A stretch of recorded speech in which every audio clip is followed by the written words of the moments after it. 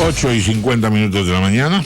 Recibimos en nuestro estudio al congresista Johnny Peralta, presidente de la Comisión Investigadora del caso Petrotech. Muy buenos días. Muy buenos días, gracias por la invitación. Bueno, las noticias de hoy día, pues la verdad que dejan desconcertados a todos, ¿no es cierto? No voy a dar yo una opinión, voy a leer lo que dice El Comercio en su ingreso de la información. Fue una tarde de vergüenza para el Parlamento en su lucha contra la corrupción. Y es que el voluminoso informe final de la Comisión del Congreso, que investigó las razones de la venta de la empresa Petrotech, fue rechazado la tarde de ayer por el Pleno, que solo contó con asistencia de 65 representantes, no obstante la importancia de dicho caso. Más de 500 páginas para nada. Es un escándalo, sin duda, y no sé cómo se habrá sentido usted, puesto que ya ha pedido reconsideración. Parece mentiras que podamos tener este grado de ligereza y además con argumentos artificiosos, ¿no es cierto? Que es lo que al final debe estar incluido y si incluyen a entonces yo pido que también lo saquen al otro. Es decir, un juego de influencias, de facilismos, de real ligereza, en definitiva, para no usar términos más severos. Cuéntenos un poco por qué ha sido todo esto, qué cosa ha hecho que en definitiva su comisión y sus 500 páginas quieran pasar al olvido. Sí, don Raúl, muchas gracias. Mire, este informe fue entregado a la mesa directiva del Congreso en mayo del año pasado. Insistentemente estábamos pidiendo que entre el Pleno, ha demorado un año, y recién el jueves de la semana pasada se fundamentó. Varios parlamentarios de diversas bancadas presentaron algunas observaciones que en el texto sustitutorio presentado el día de ayer fueron recogidas en su mayoría. El informe contiene 3 aspectos: recomendaciones en el campo económico, financiero, tributario, básicamente tipificando o encontrando supuestos delitos en el caso de la empresa Petrotech, principalmente en los términos de defraudación tributaria y corrupción de funcionarios. Ningún parlamentario ayer ha cuestionado esa parte del informe, en principio. Otra parte es la parte administrativa, en donde hacemos una serie de recomendaciones para que se formulen leyes que impidan que suceda lo mismo que ha sucedido en esta parte de la historia negra que yo llamo de la historia petrolera del Perú, con el contrato con Petrotech. Y la última parte es la parte penal, recomendaciones penales y constitucionales. Aquí es donde se centró el debate, porque como era de esperar, nosotros hemos investigado desde el año 92, porque así mandaba la moción. Hemos investigado cómo se adjudicó el contrato, la forma irregular como se entregó el contrato al señor Calop, y hemos encontrado ahí pues supuestos delitos de algunos exministros. Obviamente la bancada fujimorista ha tenido preocupación al respecto. En la época del gobierno del señor Toledo y el señor Paniagua también hemos encontrado responsabilidad en algunos ministros, y obviamente eso despertó preocupación en el caso del congresista Víctor Andrés García Belaúnde, en el caso del congresista Bruce.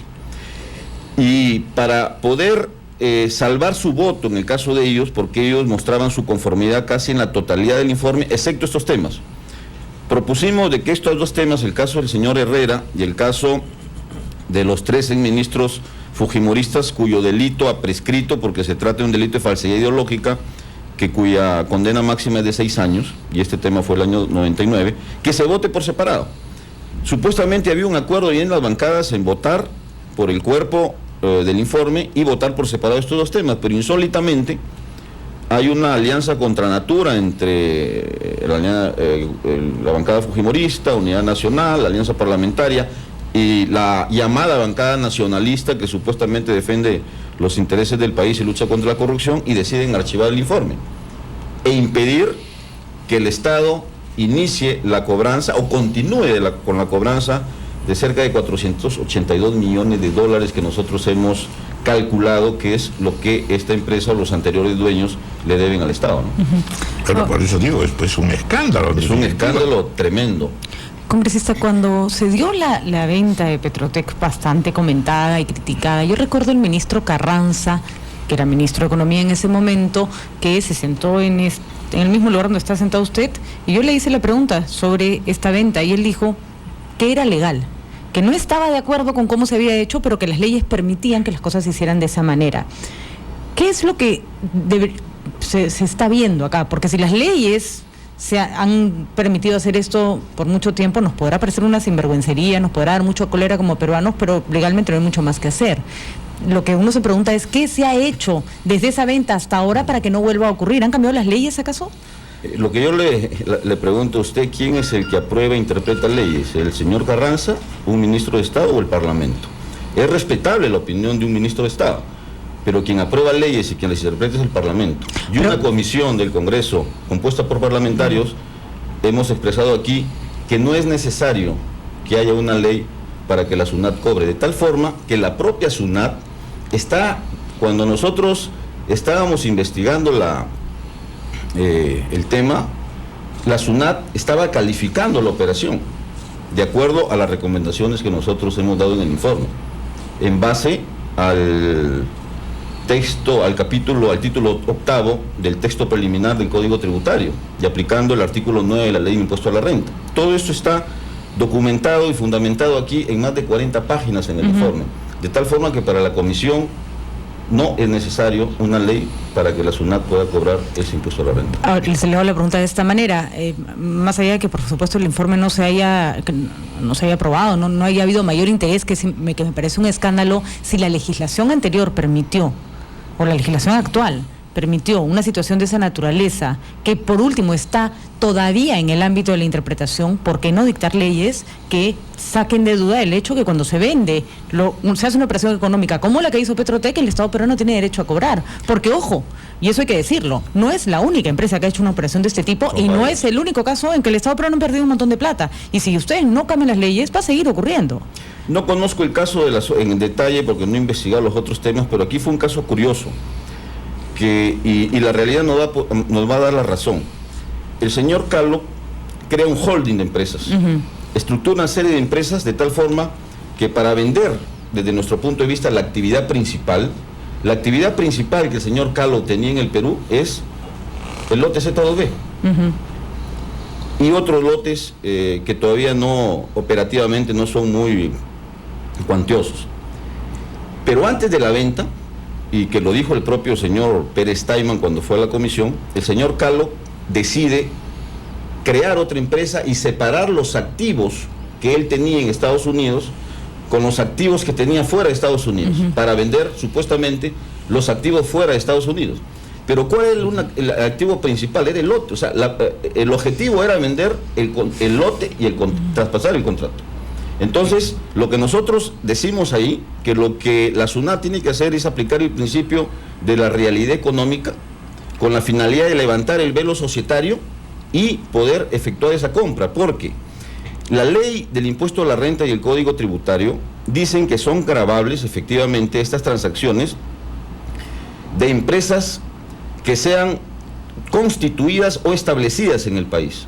Efectivamente, la empresa que transfirió las acciones es una empresa constituida en Estados Unidos, pero la actividad económica principal estaba aquí en el país, es decir, el negocio estaba establecido aquí en el Perú y por lo tanto, en base a esa interpretación, la SUNAT ha debido calificar esa transacción y por lo tanto cobrar el impuesto a la renta. Ahora, esa es la interpretación. ¿Ha llegado en algún momento la comisión en su investigación a encontrar alguna relación entre la operación de venta, los petroaudios, el chuponeo, o son cosas que se han mantenido en todo momento separados? Aquí ha sido un hecho sumamente escandaloso. El año 2000, el ministro Chamó tomó una decisión desastrosa para el Estado. Pone como presidente del directorio de Perú Petro al ingeniero Samaniego, que era el día anterior gerente y representante de Petrotex. A partir de ahí Petrotex copó Perú Petro, y Perú Petro prácticamente estuvo al servicio de Petrotex. Violaron leyes, violaron la ley tributaria, por ejemplo.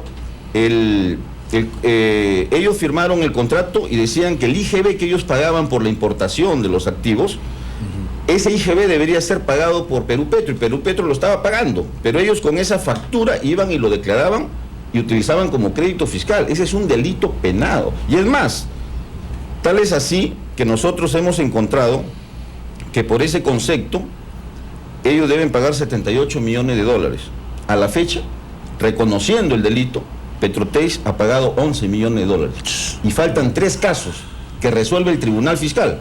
porque estos ya han sido ejecutoriados por la Pero, SUNAT. congresista, yo insisto que en ese momento se dijo, la legislación tiene que cambiar para que esos impuestos se paguen en el Perú y para seguir usted está evitando la confundiendo. O sea, no evasión. estamos hablando del impuesto ¿Existe a la o no renta. existe un proyecto de ley que busca justamente impedir ese es un estas caso del cosas? impuesto a la renta. Estamos hablando acá que ellos están utilizando mal, o sea, para que alguien pueda utilizar una factura, un gasto como crédito Yo no estoy fiscal, de uno tiene que efectuar el gasto, el pagar el IGB, pero el impuesto lo pagaba el Estado.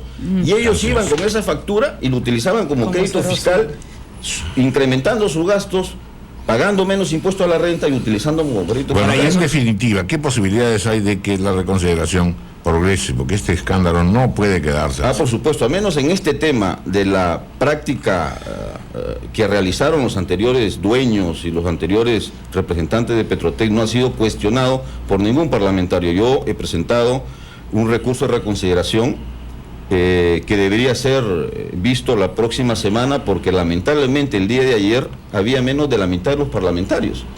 27 parlamentarios votamos a favor, 31 en contra. Es increíble la ligereza y Increíblemente la 5 liviandad de estos parlamentarios señores que estuvieron ahí no votaron, no registraron su asistencia y no votaron. La pregunta es ¿por qué? ¿Qué pasó? Increíble, absolutamente increíble. Bueno, pues muchas gracias, congresista, por estar con nosotros y sobre todo por esta férrea defensa de los intereses nacionales. Gracias, señor Johnny Peralta. Muchas gracias. 9:02 de la mañana, hacemos una pausa, se está cumpliendo la primera hora de la ampliación de noticias.